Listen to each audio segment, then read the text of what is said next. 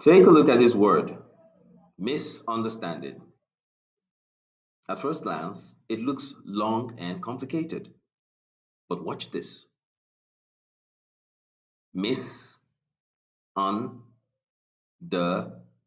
Stand in. Suddenly, it doesn't seem so difficult anymore. That's because every long word is made up of smaller parts called syllables. And today, I'm going to show you the first rule that helps you break words into syllables correctly. Once you learn this rule, you'll find it much easier to read, pronounce, and spell English words with confidence. Let's get started. Hello, everyone. Welcome back to Smart English with Chimezi. In today's lesson, we'll be learning something that will help improve your pronunciation and spelling confidence. And this is the first rule of breaking words into syllables. Now that you know what syllables are, it's time to learn how to break words into syllables correctly.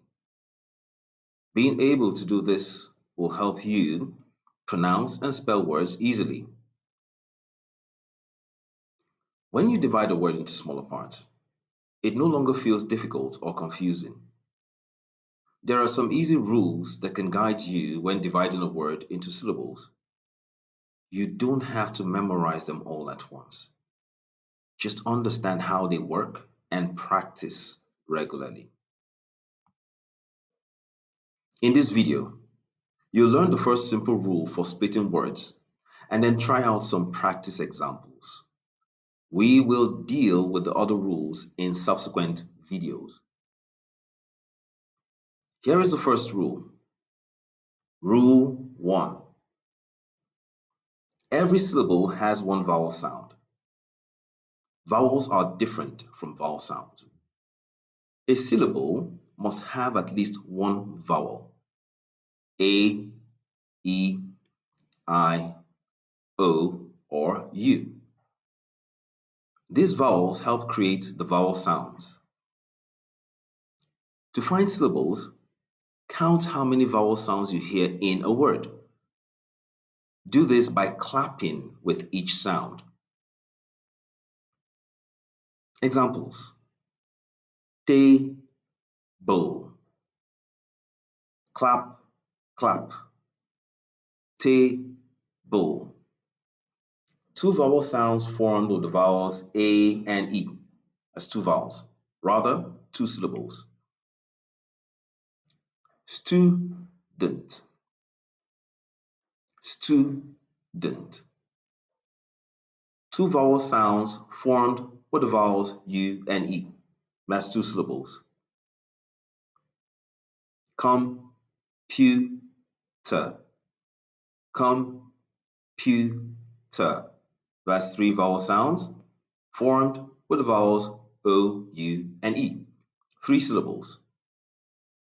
Lastly, active, E, T. Four vowel sounds formed with the words A and I. The letter Y in activity is not a vowel but a consonant. However, the sound it produces is a vowel sound. That is why we say that a syllable contains a vowel sound. Focus is on the sound produced and not the letter involved. I hope this rule has helped you understand English spelling a little better. In our next video, we will be looking at the second rule for splitting syllables.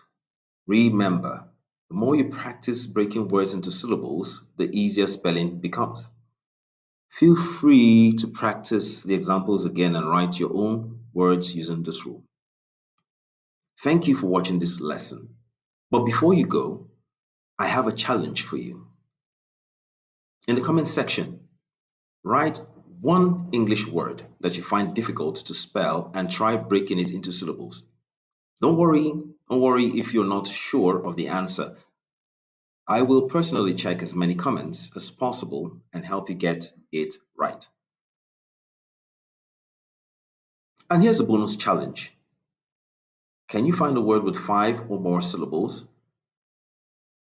Type it in the comments and let's see who finds the longest one. I am certain this lesson helped you, so go ahead and type syllables make spelling easier in the comments so I know you're learning with me.